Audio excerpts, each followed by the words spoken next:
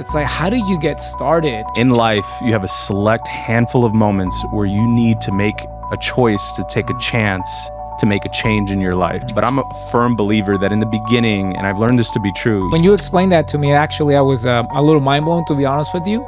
forget all that. I'm going to teach you to hunt. I'm going to teach you to fish. I'm going to teach you to be successful, and this is where it starts. Oh my gosh, is this really working? Understanding what is true and what is a lie is part of winning the war in your mind. Everybody's not like me. Everybody's uniquely created in their own individual way, and they have a gift, because he who humbles himself will be praised, and he who praises himself will be humbled.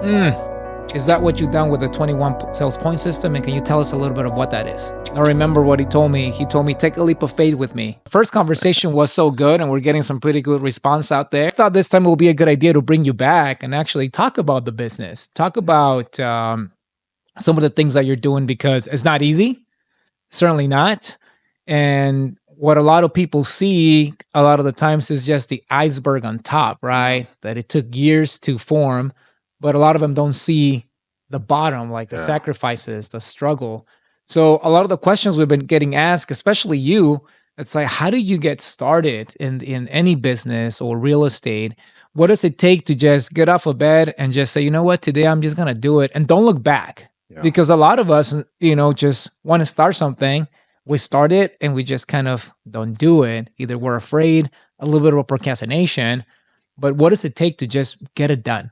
Great question. I speak with a lot of new agents at our brokerage about this. And when I started, number one, I was inspired. When I met the man who inspired me, I'll never forget the man that was at the table, and my nerves were all over the place because I'm thinking about buying a one-way ticket to fly across the country and, lease out my house and leave everything behind to follow a dream. And I'm on my way to the bathroom, and a man pulls me over. He goes, "Son, in life, you have a select handful of moments where you need to make a choice to take a chance to make a change in your life."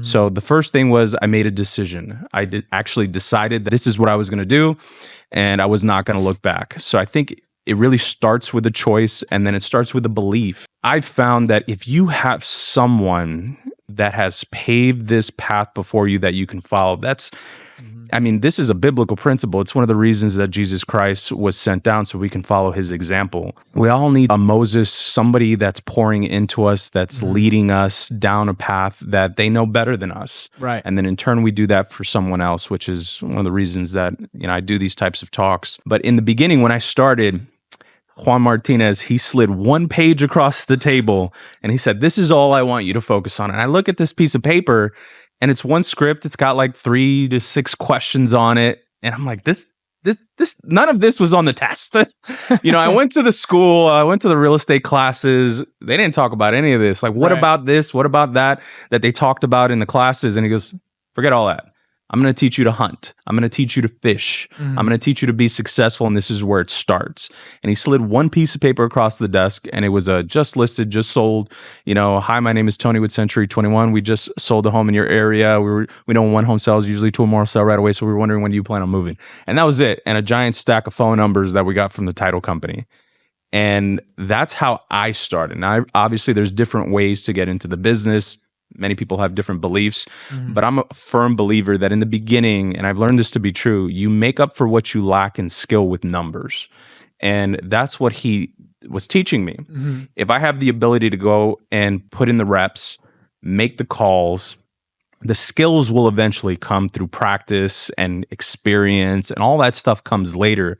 But in the beginning, keeping it simple was one of the greatest things he did for me, so that way I can focus on one thing at a time, master one thing at a time, and not get lost in the 21-point sales system of real estate and the giant elephant that a lot of people see, but just keeping it simple. So figure out what it is that you're going to do. Make a decision. Are you going to be doing just listed, just sold calls? Are you going to be hosting open houses, or are you going to buy leads, or are you going to focus on the people that know you and that in your database? So kind of reminds me of movies, like, for example, Karate Kid, the mentor, right? And I bet you, when you correct me if I'm wrong, but when you got that sheet of paper with that questions, you're probably thinking like, what is this? Like, Oh yeah. this is easy, right? Yeah. And if you look at the movies, if you look at Karate Kid, right, wax on, wax off, he's complaining, this is too easy. I want to learn the real stuff. Yes. But then it's preparing him to block the shots and to really understand like the mechanics of what he's doing. So a lot of us sometimes, we question that. We question like a good mentor's, what is this? Yeah. And especially now with a lot of the social media, a lot of there's a lot of mentors, a lot of gurus out there. But I always say, listen to the one that resonates with you and the one that truly means it. For me, one of my greatest mentor was a guy by the name of Tracy Bouchard. I remember what he told me. He told me, take a leap of faith with me and watch what's going to happen. And actually, I learned a lot, and the guy definitely changed my life. So you definitely understand where you're coming from in regards to the mentors. But you mentioned about a 21-point sales system. Yes. And before we started the episode today, we were talking about it, and it seems like you have every single one of those 21 points literally memorized, like, and got it down. And I think that's one of the things that makes you, that I've noticed in the time I've gotten to know you. You take it, you internalize it, you analyze it, and you master it. Yeah. Is that what you've done with the 21 sales point system? And can you tell us a little bit of what that is? In the 21-point sales system, I've mastered to some degree some of them. There's always room for improvement, in my opinion. I don't think I will ever fully master any one of these areas fully. But obviously, on a annual, biannual, quarterly basis, I'll go through each point. And over the years, I've had to go through them and give myself a grade. On a scale of 1 to 10, how am I doing in each one of these following areas? I'll list them off really fast. And if you guys want, we can put the link below. But I got these from Juan. I got these from Mike Ferry, who is Juan's coach. And that was one of the wisest men I've ever met. So point number 1 is time management. Number 2 is prospecting, past clients, lead follow-up. Number 5, pre-qual. 6, the listing presentation. Then you have pricing properties, handling objections, closing skills, negotiating contracts, working with buyers, admin and staffing, customer service, business planning, tracking numbers, practicing your scripts and developing skills, mindset, goal setting and motivation, money management and profitability, business systems, and understanding personality styles. Wow. How do you keep it together? I mean, you got 21-point sales system. Obviously, there's a lot of competition out there. A lot. I mean, the competition's fierce, right? You have an expired listing that goes expired. Yeah. It's like they're already getting the calls. Yeah. What do you think makes you different? There's a series of things. Obviously, taking each point and season by season, obsessing over one point each season. Keeping it simple. That's what my coach would tell me like all the time. Keep it simple, stupid. Don't get lost in the analysis of paralysis and get distracted by the noise. The truth is that if 75 to 80% of your day is involved in an income-producing activity, you're on your way there. If you spend a majority of your time just on obsessing how to master one source, like that's what he didn't give me these 21 points. He gave me one script. And that will solve the rest of it. Now you have a new problem and a new problem. And as you continue to go along, you start to find solutions. You start to study. So at the top of the list is time management. It's number 1 on the list because it's what most people struggle with and they wrestle with how to manage their time. But a successful entrepreneur is one who can steward their time well. Well, can I challenge you there a little bit? No. I mean, we're in the serving industry, right? We have to be there, especially the way the industry is now and the way the world is. It's fast. If you don't answer the phone, people might be moving on to the next one.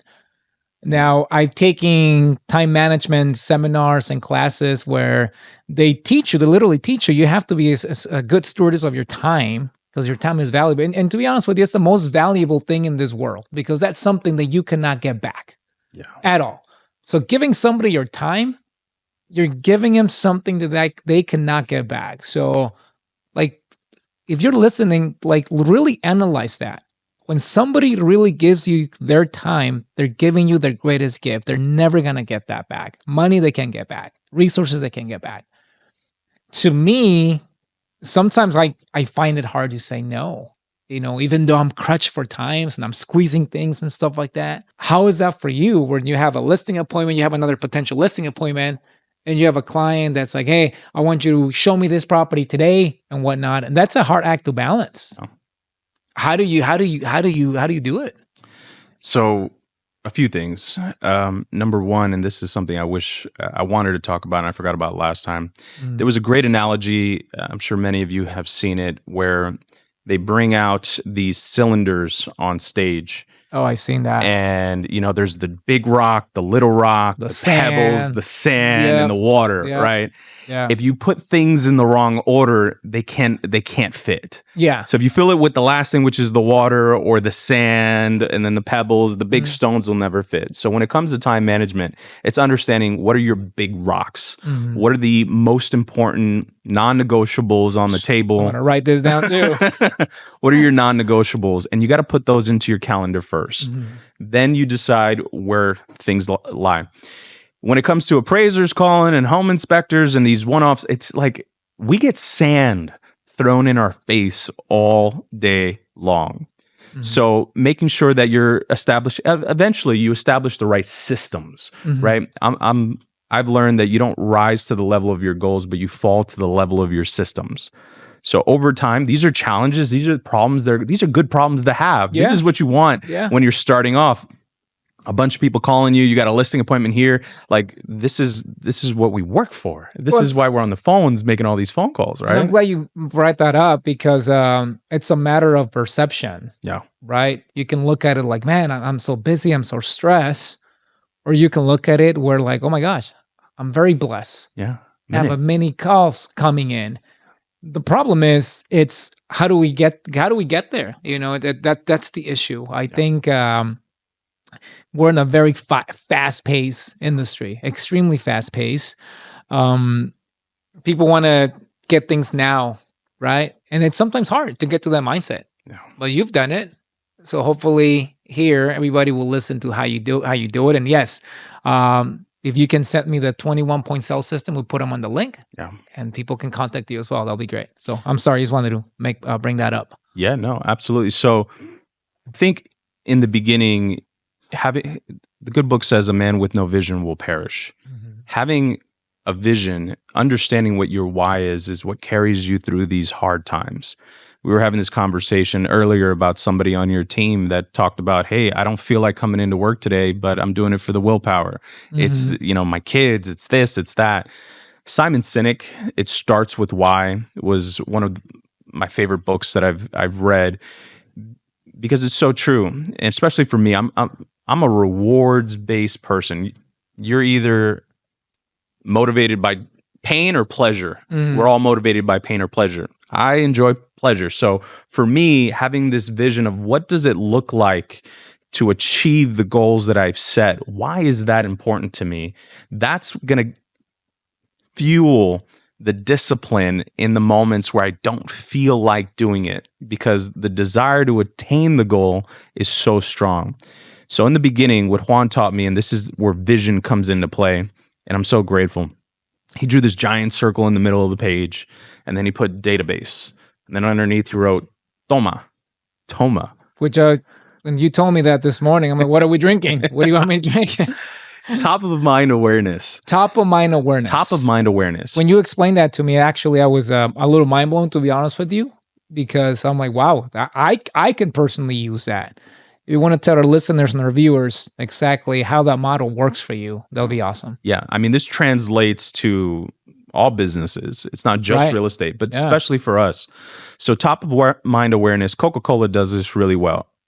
32 to 36 impressions a year. That's why you see all these commercials for Coca-Cola and all these advertisements, because they're creating an impression in your brain. They know that if they can create 32 to 36 impressions on the brain, you see them visually, feel them, touch them, you remember them. That's top of mind.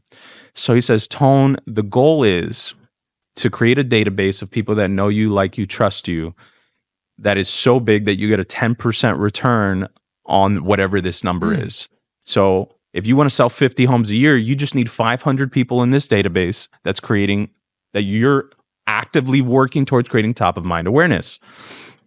Sending postcards, doing emails, the monthly market update reports, giving them a call once a quarter, the Popeyes, the customer appreciation parties, the videos, adding them on, like all these things. There's many different ways to create this impression.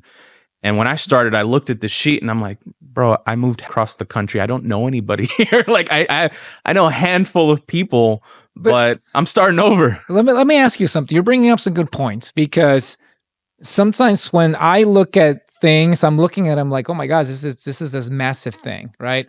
But what you're doing here is you're making it attainable and easier to get by chopping it to pieces. Yeah. And really focusing on one thing at a time, which each little one of these bubbles can get you a potential deal. Yeah. Wow. That's amazing. And I think a lot of people looking at it like, wow, I have to do this, I have to do that. But if you start cutting it into pieces like you're doing it with Toma, that's gonna be the new thing, Toma. It's actually seems more attainable. Yeah. Anthony Robbins calls it grouping. So when you have all these things you have to do, you're much more effective if you put all your tasks into groups and then you focus on one group at a time. Wow. Just talking, I'm like getting so many ideas into how either myself or my team can be more effective. Because obviously, again, man, it's just it's a fast-paced industry. Yeah. And the thing is that a lot of people, the barrier to entry to get your license in real estate is low. It takes a month, maybe 2 months to get your license and you're in. But the stats show that 80% of real estate agents don't make it past the first year. 90% don't make it past the second year. And last year, over 50% of agents didn't sell one house last year. Yeah. So it's much easier to get in. It's harder to stay in. So a lot of people, and I have these debates on a consistent basis where they think, well, I'm just going to do all these social media and I'm going to go start a YouTube and that's how I'm going to get my leads. And God bless you if that works for you, but the percentage of people that actually works for is so small, and it costs a lot of money. It takes a lot of time to get into something like that. And I think we all need to make a personal business decision. If that's something you're going to do, go all in, right? If you're going to do open houses, go all in with open houses. If you're going to do door knocking, but the truth is you have to talk to people. That's the name of the game. You have to be engaged in conversations on a daily basis. Now, do you think, so let's go back to social media for a minute.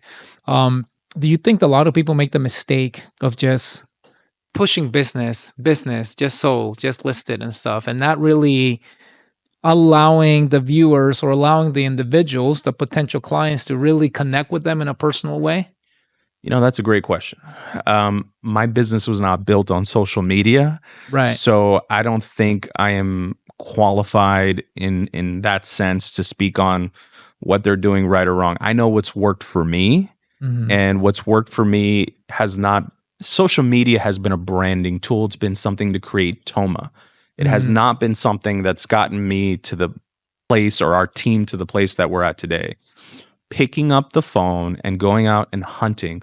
When I first started, Juan sat me down. He said, Tone, you have to imagine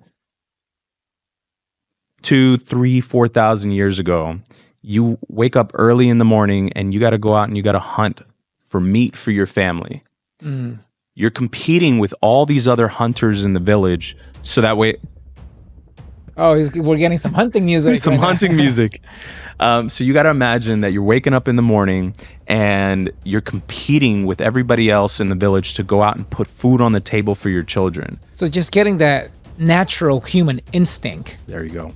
It's about getting that out. That's amazing. That's if you're the last advice. one there, you're not going to eat. Right. Your family's not going to eat.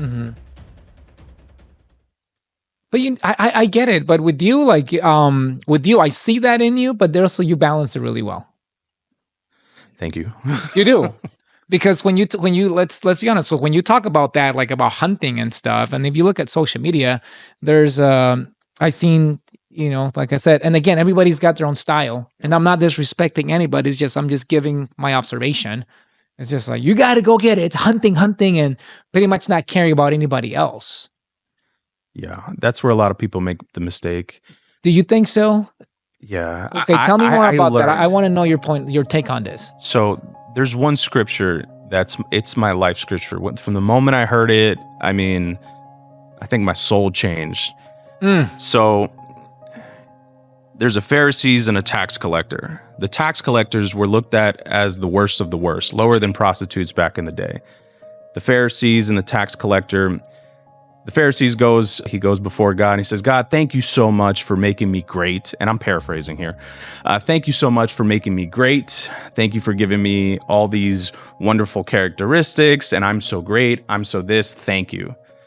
And then the tax collector goes and he says, Lord, forgive me, for I have sinned. I've done some horrible things. I'm so sorry. Please forgive me. And then Christ says, who do you think God bless? He blessed the tax collector, because he who humbles himself will be praised, and he who praises himself will be humbled. From the moment I heard that, it just completely changed the way I looked at everything. It's not about me. It's about putting others' needs before me. If I put God first, he then turns around and sends his angels to protect me, and he puts me on his agenda. So that's how I look at it. That's why, like, when I go out and hunt in the morning, I'm looking for somebody that needs my help. And I know that if I go out and I do the best job I possibly can, I am prepared. I know my fundamentals. I know I have a solution to a problem, and I'm looking for someone that I can help with that problem. And that's it. I'm not in the business of convincing people. I'm looking for someone that needs my help buying or selling a home, and I have a solution for that. And I know that if I don't do it, there will be somebody else, and very likely somebody that's less qualified or with far less integrity to do the job. So why not me? Wow. So kind of link it to the law of attraction, right? Yes. You're getting what you're seeking. But I think when you put that good energy and that good willpower, you will get that back. Yes. I'm a firm believer of that. The mind often believes whatever you tell it to. Oh, it's not often, it's always. The biggest example someone gave me, it's actually, he's a coach. He actually told me to close my eyes, and he told me to start picturing, I love lime and all that acidic stuff. Yeah. So he literally started telling me to close my eyes and think of me having a michelada. For those of you that know how to michelada is, it's a beer with lime juice, chili pepper, and all this other stuff. So my mouth literally started watering. And he's like, what's going on? I said, my mouth's watering. He's like, why? I'm like, because you're telling me to imagine that. I'm like, but why is it watering? You literally don't have a physical cup. Well, if anything, there's no physical part. It's like your body's just created a chemical reaction with a thought. So to me, that conversation was like game changing. Like I was like, wow. Yeah. So imagine sometimes when we're stressed, like the thoughts that go into our head, what damage and harm it does to our bodies, our mind, our body, our spirit. So then I was that conversation that actually I started being more aware of my thoughts, because I'm like, they do have a reaction, a chemical reaction. And you are generating your reality with your thoughts. That reminds me, have you heard of the rubber band challenge? No. So I still have the rubber band because I still do this. Oh, where you think a bad thought and you just snap it? Oh, my arm will probably be all purple by now. So it's because what you're doing is you're linking pain to negative thinking. Right. And one of my favorite quotes, I say this to my brother all the time, it's by Henry Ford. Mm-hmm. The man who thinks he can't and the man who thinks he can are both right. Yeah. It's called killing the ants, your automatic negative thoughts. I've learned one of my coping skills is a negative thought. I think I also heard Ryan Pineda say this the other day. When you have a negative thought, it's kind of like when you're searching on the computer and you get this spam that pops up. You can just click the little X, or you can choose to click on the pop-up and lose yourself in whatever it is that popped up. We have the choice to click the little X and kill that negative thought. But I've learned a lot of times I have to go one step further, because when the same negative thought keeps popping up, the good book says, take every thought captive to Christ. The first piece of spiritual armor that we're given by Paul is the belt of truth. If you don't have your belt on, your pants fall. Understanding what is true and what is a lie is part of winning the war in your mind. And the problem is many of us have programmed our minds to believe the lies. A lot of people call these limiting beliefs. Right. These things that we think to be true, but are they? That's the $1,000,000 question. I think people, when your mind just gets open, you start questioning a lot. Really. When your mind just gets open and start expanding, sometimes you have conversations with people that have their beliefs firm, and everybody needs to respect their opinions. Yeah. But to me, when I talk to individuals such as yourselves, with I'm like, wow, there's a lot to be learned, where your mind expands. I want to ask you a question before I forget. I actually wrote it down here. Where does ego land for you? Oh, great question. What's the difference between ego and confidence? Is there a borderline? Yeah. So ego makes it about you. Confidence makes it about them. But there's such a fine borderline, though, Tony. Well, I've had this debate fairly often with my father, and ego is designed to protect us, right? Mm-hmm. It's designed to keep us safe. But we don't grow in the safe zone. A tree needs to break its roots. A muscle needs to break the tissue in order to grow. So our ego, in essence, it's designed in a way to protect us, but it's not designed in a way to allow us to grow. So I need to keep my ego in check. I think that in the conversation of sacrifice, right? The good book teaches us all about sacrifice. Christ tells us to pick up our cross, to die to ourselves and follow him. Mm-hmm. When I hear that, what I hear and my interpretation of that is killing my ego. It's my pride. The pride comes before the great fall. Pride is often the number one thing that holds us back spiritually, because pride and ego, it's putting ourselves first, and humility is putting God first. So that's, when it comes to ego and pride, that's how I interpret it, and that's what helps me. It's not about me. I just get to play a part in this beautiful play, in this beautiful story that is my life. Wow. Beautifully said. And for everybody listening and watching, we're going to put the links to the things that Tony's saying. If you can send those to me, that'll be great. Absolutely. And maybe we'll send them a link also to your site, to any social media you cite, so people can start following you. That'd be fine. Thank you so much for giving us your greatest gift, which is your time to listening to the podcast today. It's been an amazing conversation so far. Tony, you definitely gave me a lot of insights. I'm actually leaving this podcast today just ready to take on the world. Not that I wasn't before, but you definitely gave me a way to take on the world in a different perspective, right? And it's so refreshing to talk to people and agents such as yourself that really, you seem to really have a balance on a lot of things. I was talking to Ivan before we got started here, and I told him that when I first met you, out of every single realtor in there, you were the only one that took the time to give me eye contact, gave me your time, and look what we're doing now. No, we're actually doing good things. We're partnering up on just helping you grow and helping myself grow, not only in the business but also personally. And I appreciate those relationships, and I appreciate you being here once again today. My pleasure. So I want to bring it home strong. So I want to go back to this ego question, because to me it's such a fine balance, right? You're saying it's a difference between ego and confidence, but sometimes when you come confident, you can come off as egotistic. What do you think the fine line is? Can you unpack that, clarify that question for me a little bit? So let's say somebody has their aha moment where man, the storm is out, it's gone. The sun is finally shining and now I'm ready to take on. Obviously they take on a different persona, man. Yeah. They're shedding their skin.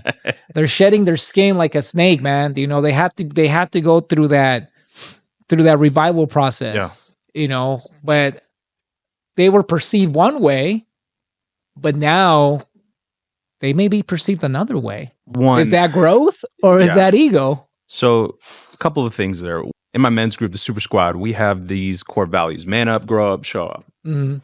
Part of growing up and manning up is accepting responsibility. The true passage of maturity is your ability to accept responsibility. The truth is that I am flawed.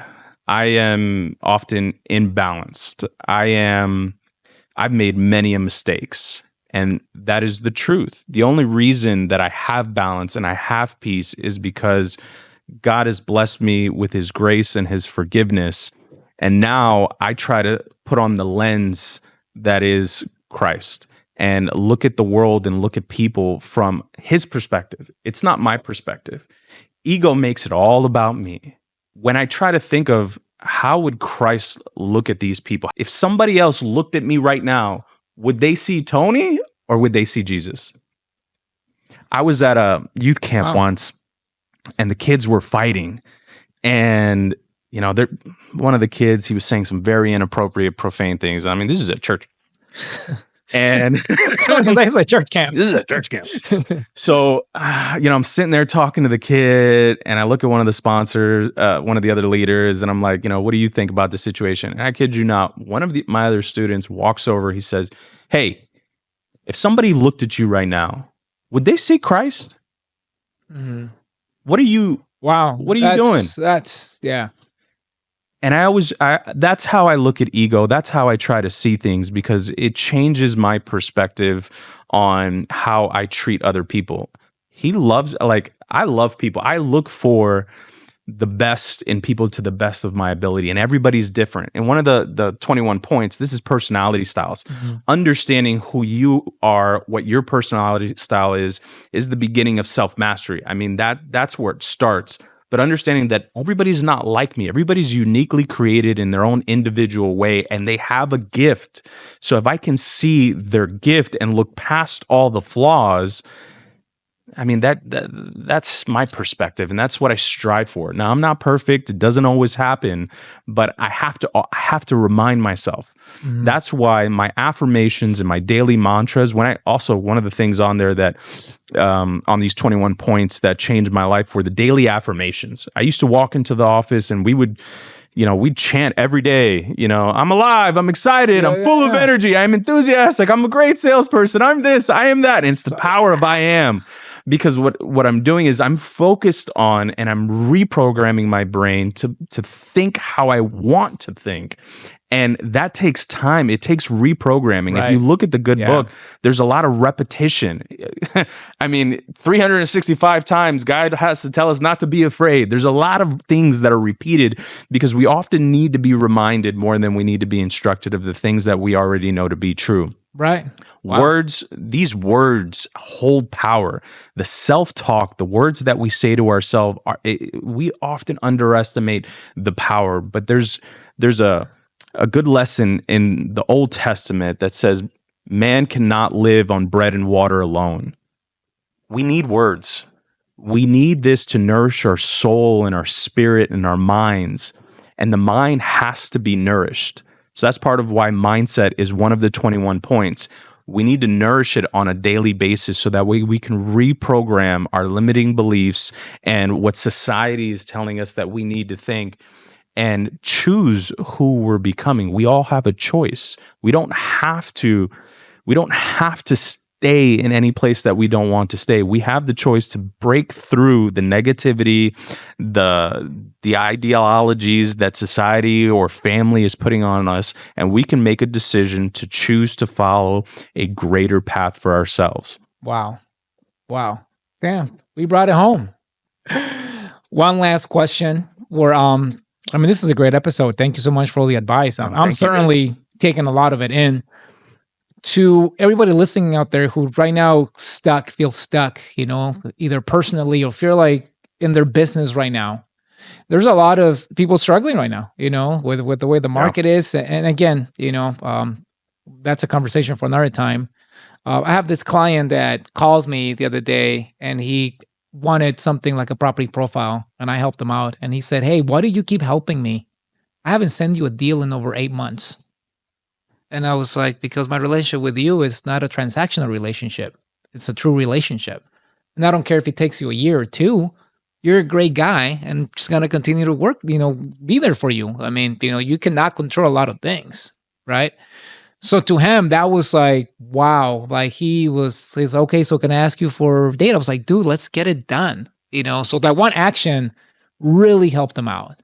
So what actions do you think people right now that are going through something need to start taking to get themselves out? So a few things, but just to simplify it, showing up is 80% of the battle. It's what I see on a daily basis. When I look around the office and I look back on my career, I can't tell you how often I would show up and there was nobody there. It was me and my wife for most of seasons of our career. Showing up is 80% of the battle. It's one of the hardest things to do, to get out of bed and show up when you don't feel like it. Show up consistently and be obedient. I mean, a lot of times there's many times even in my own life in the past that I've allowed my disappointments to fuel my disobedience. I've made a decision that I'm going to do this at this time and at this time. And what happens is each discipline affects the next. Each lack of integrity will have a ripple effect. If you don't eat the apple a day, chances are you're not going to take the walk around the block. Mm-hmm. And it just has this trickle effect. So doing what you're supposed to do when you're supposed to do it is one of the greatest challenges for most people, and being obedient to the goals that you've already set. I think that for most people who are struggling and in a place of darkness, they have to remember that this too shall pass. Mm-hmm.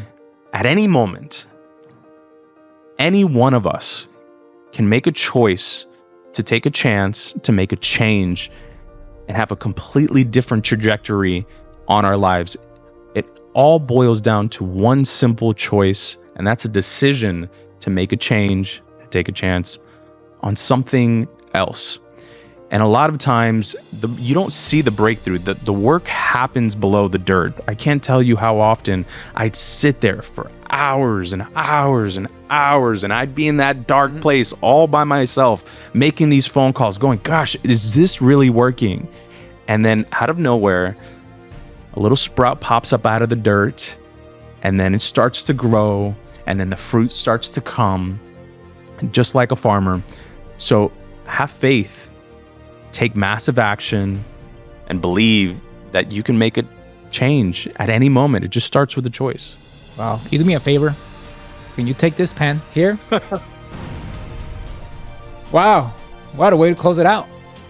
Well, thank you so much. I'm pretty sure this conversation is going to help everybody. See you guys next time. Thanks, Tony. See you guys next time.